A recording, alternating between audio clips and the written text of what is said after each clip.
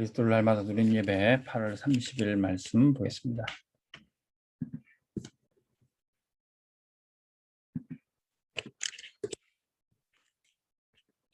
제목은 세상 사람들이 모르는 것입니다.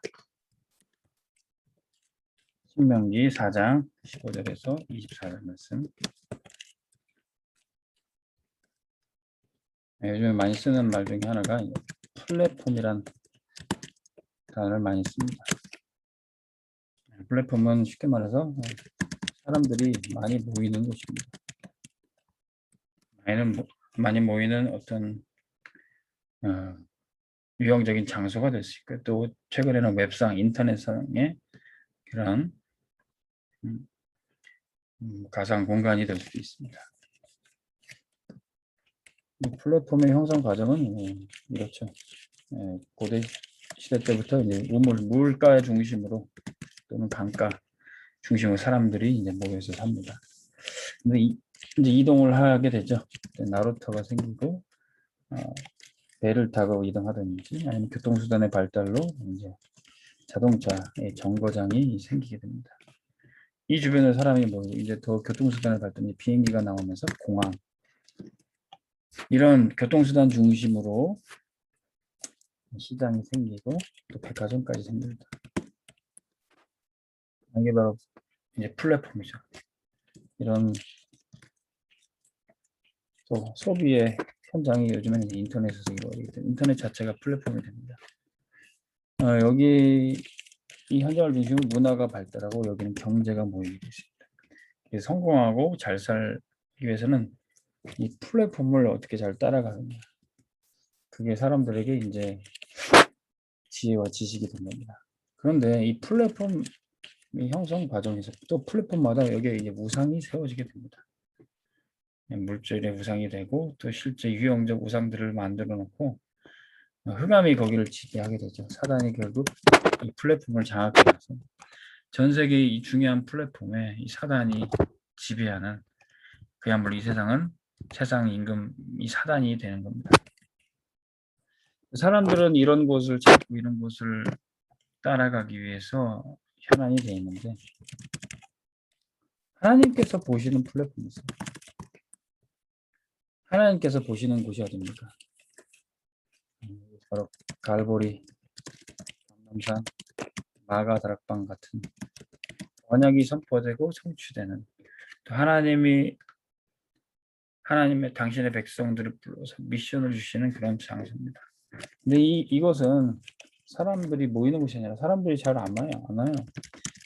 사람들이 아무나 올 수 없는 곳입니다. 왜? 이곳에 가면 죽을 수도 있어요. 세상 사람들이 모이는 플랫폼 성공하기 위해서 줄을 서고 가기 위해서 혈안이 되어 있는 곳입니다. 근데 이곳에 오면 출세도 막히고 가난해질 수도 있고 죽을 수도 있는 곳입니다. 아무나 올 수 없는 곳이죠.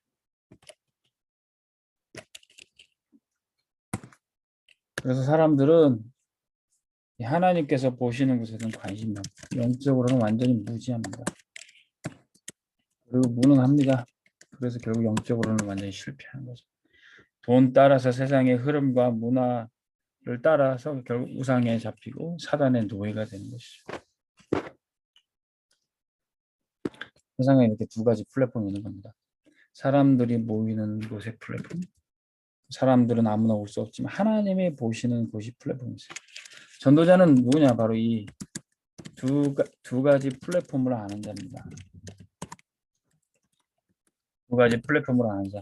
이 사람 통해서 하나님은 237 세계 복음화 하시게 되는 겁니다. 이 두 가지 플랫폼을 아는 사람이 바로 모세였고 바울이었습니다. 엄청난 문화와 경제가 발달되어 있는 곳에, 우상이 있는 곳에 모세가 갔던 곳이죠. 그러나 그때 이들은 아무나 갈 수 없는 그 광야로, 하나님이 보시는 그 가나안 땅으로 이스라엘 백성들을 이끌었던 겁니다. 바울도 마찬가지입니다. 사람들이 모여있는 회당으로, 또 경제와 문화가 발전된 로마로, 바울은 이 로마를 보기를 원했습니다. 로마에서도 복음 증가하기를 원했습니다. 그래서 거기서 따로 제자들을 불러서 제자의 플랫폼을 만들었던 거죠. 이런 세상 사람들은 모르는 이 플랫폼을 알고 세계를 보고만 해야 됩니다. 어떤 우리가 무엇으로 할 수가 있습니까? 첫 번째, 강대국을 초월하는 지식이 있어요. 그게 바로 뭡니까? 시공간을 초월하는 역사를 우리는 알고 있습니다.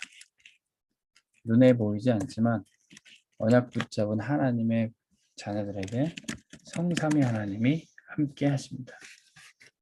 세상 사람들은 이 축복을 몰라요. 오직 하나님이 보시는 곳에, 하나님이 부르시는 곳에 있는 사람만 이 축복을 누릴 수 있습니다. 우리가 왜 이 축복을 누려야 되나요? 우리는 영적 존재이기 때문에 그렇습니다. 우리가 그냥 육신만 가지고 있다면 문화 있는 곳에, 경제 있는 곳에 거기만 쫓아다녀도 돼요. 근데 우리는 영적인 존재이기 때문에 하나님의 축복을 받아야 됩니다. 하나님과 함께하고 하나님의 축복을 받을 수 있는 유일한 답이 바로 그리스도입니다. 그리스도만이 우리에게 영적인 축복을 주시고 하나님과 함께하는 은혜를 주십니다. 세상 사람들은 이것들은 영적인 것을 완전히 무지하고 무능하고 실패하고 있습니다.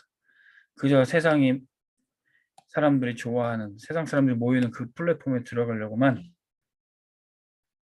생각하는 거죠. 강남 파라곤 또 엘리트 현장에 서밋 자리에 세상 사람들은 그렇게 길을 쓰려고 가지만 영적인 축복은 하나도 모르고 사는 거죠. 그런데 우리에게는 이 강대국 세상의 지식인들과 지도자들을 초월하는 시공간을 초월한 역사를 우리가 알고 있어요. 이거 아는 사람이 현장을 살릴 수 있는 겁니다. 두 번째는 강대국을 살리는 능력이 우리에게 있습니다. 보좌의 능력이죠. 우리의 힘이 아니라 우리가 구원받고 하나님의 자녀가 됐을 때 하나님 자녀의 힘과 권세가 우리에게 와 있습니다. 그러면 10가지 비밀 중에서도 황무지 같은 것도 천국의 축복을 바꿀 수 있는 비밀이 우리에게 있는 겁니다. 10가지 발판 중에서도 하나님의 절대 주권이 우리를 붙잡고 있기 때문에 우리는 반드시 승리하게 되어 있습니다. 5가지 확신, 구원의 확신, 인도의 확신, 승리의 확신, 기도응답과 사죄의 확신, 이 5가지 확신이 가 돼서 현장의 문을 활짝 열 수 있습니다. 9가지 소통, 위아래 옆을 보면 많은 사람들과 협력하여 선을 이룰 수가 있습니다. 그러면 62가지 전도자의 삶으로 응답받게 되는 것입니다. 이것을 우리가 교회에서 예배드릴 때 이 능력을 체험하게 됩니다. 그렇다면 요셉이 애굽을 살렸던 것처럼, 바벨론을 다니엘이 살렸던 것처럼 강대국을 살릴 능력이 우리 가운데 임하게 되는 겁니다. 세 번째, 그것이 세계복음화의 응답이 됩니다. 세계복음화는 전 세계 흑암을 결박하고 237의 빛을 비추는 역사입니다. 하나님이 우리에게 이 일을 하라고 강대국에 사람들이 많이 모이는 그 플랫폼에 하나님 말씀들과 같은 거기에서 제자의 그룹을 세우고 교회를 세우고 우리를 그렇게 두 플랫폼을 살린 선교사로 세운 것입니다. 영적 파수꾼, 영적 의사, 서밋 대사로 우리를 부르신 겁니다. 237 치유, 우리가 이 지위와 신분만 누리고 있어도 세계복음만 이루어지게 됩니다. 하나님은 우리에게 말씀을 통해서 이것을 미리 응답 주셨습니다. 말씀을 통해서 미리 보고 갖고 누릴 때 반드시 정복하고 성취하게 되어 있습니다. 하나님의 말씀이 우리에게 편집되고 정리되면 됩니다. 기도로 우리 인생이 새롭게 설계될 것입니다.